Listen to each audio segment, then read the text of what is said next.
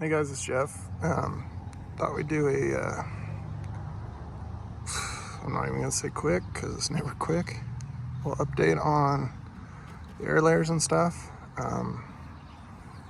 and show you guys a couple other things here. So let's go ahead and, I don't have my little camera stand today, so I'm gonna take these off and we'll check and see if there's anything going on. I don't know, because you can tell in the light here, but these are nice and green down here, and then up here is a little yellow because I think every time these sprinklers come on, these things don't drain very good with all that sphagnum moss. So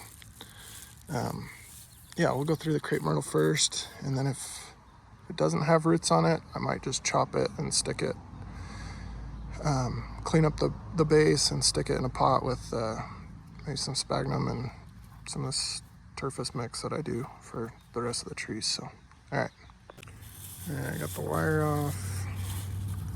Let's take this off and see what the heck is going on. Oh, we do have some root action, guys. Very gentle. Not quite where I want it, but there is some root there on that side. Let's go down a little ways.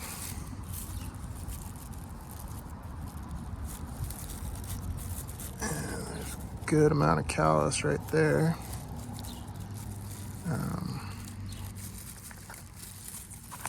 So that's good. I'm just surprised it's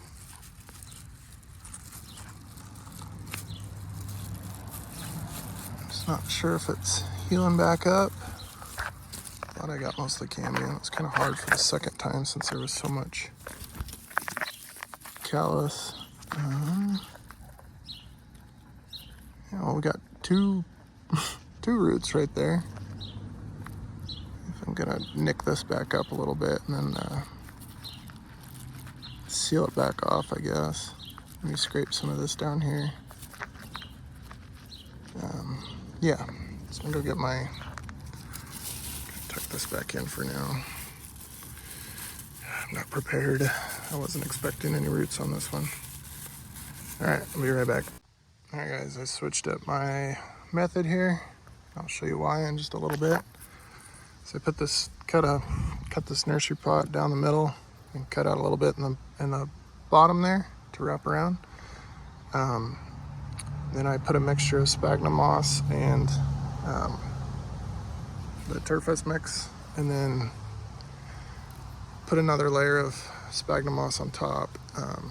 So I think this way there's gonna be water that gets in there no matter what from the sprinklers and stuff, and it's good to have a little bit going in there, but if it can't get out, then that's not good. So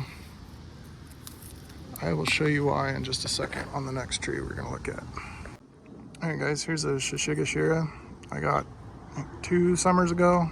Repotted it spring of 22, and it's been in this ever since. And I decided I was gonna take a couple air layers here, but this is why. Let's see if we get the angle where you can see it. I'm checking this one every once in a while.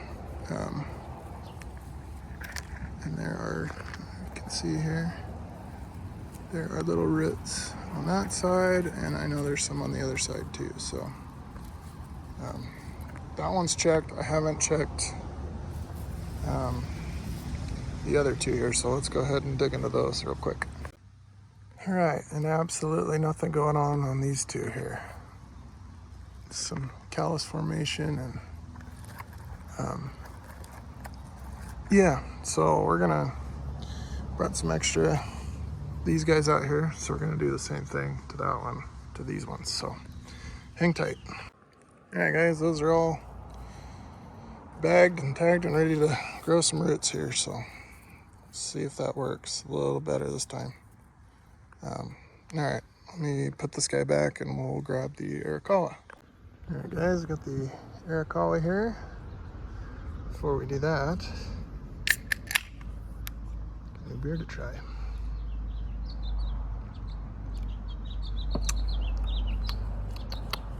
It's pretty good. I think I'll keep you. All right, let's check. Oh, shit. These ones are a little taller. Zoom out here. So they don't get nearly as much water from the sprinklers. Don't get all the way up there, so might be better or worse. I don't know. It's definitely, moss is quite a bit less damp in here.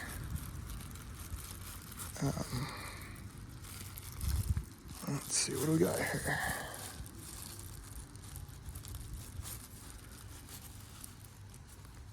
Some good callus, but no roots yet. So that's definitely the best callus we've seen on from the Shishigashira. I'll check the other one out and we'll turn it back on if there's anything to report, but if not, we'll just wrap these ones back up since they're quite a bit damper. So, all right. So I got a little root right there. So I'm going to scar the rest of this callus up on both of these and maybe moisten this a little bit once I get it back wrapped up, and call this one good.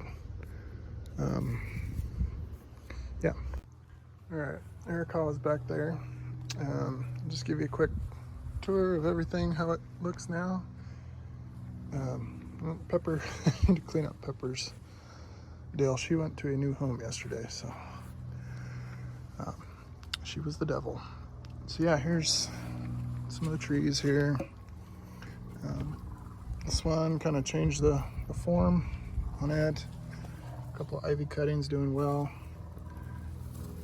Japanese maple from an AirLayer that I potted up last year. Defoliated it about 3 weeks ago, I think. I think I did it a little early, but it's coming back. So Japanese maple. All right, we're not gonna go through every tree here. I'll need 40 minutes here, so. Big Norway maple. Debating or not whether to do chop this year. I think I'm gonna let it go. It's put on quite a bit of growth this year. So after the repot, some more stuff. Some of the stuff needs hacked back pretty good. There's that crepe myrtle that was basically just chopped back to nothing, and it's doing really well. There's that crepe myrtle we just worked on. It's pomegranate fusion. Yeah, it's just not really fusing. Here's that one I dug up from the yard this spring. I think somewhere in there will be my new front. It was huge, so I think I like that a little better. Some more elms, spooky elm, trimmed back today. The big Siberian elm, and then another one that I trimmed back maybe a month ago. It's ready for a haircut like crazy, so doing that. Don't know if that one's gonna make it yet. Don't think so. Here's that. I always forget what it is. Something from a seed, some kind of citrus, but hacked it way back early this spring, and it's pushing back nice. Here's one you haven't seen in a while. This is a big jade group. Had it inside all winter. Put it in this pot and did that, so it's adjusting well to outside. There's another big one that was inside all winter too. A couple more. Olive, jades, Scheffleras, T-Rex. Let's see here, how's everything over here doing? This guy never woke up, dug him up from the yard. Wisteria, trying to put some movement on that. Tea tree, not looking real happy. Never really does. Some oaks, hawthorn. Chinese pistachio. There's those 2 Chinese pistachios I put on a rock 2 springs ago. They did not wake up after the winter, so I think these guys might need to go in my outside garage in the winter with the crepe myrtles and stuff. So I need to do, somebody asked for a video on these. Might make one of those soon here. Maybe I'll trim them up and we'll do an update on them. These are the Russian olives. Some more fun stuff.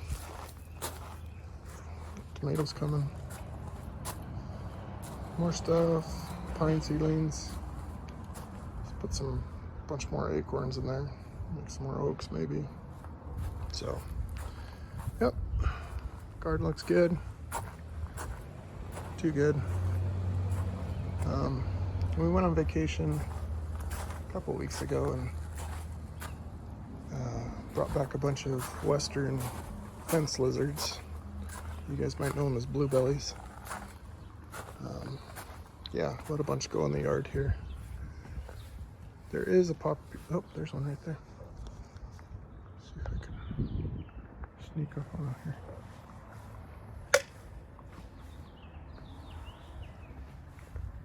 Might start doing push-ups at me.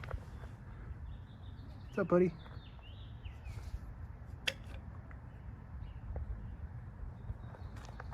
What's up? Oh, there goes. For me though. Anyways, there is a population of them in Idaho, southern Idaho somewhere. I've never seen them, but super beneficial.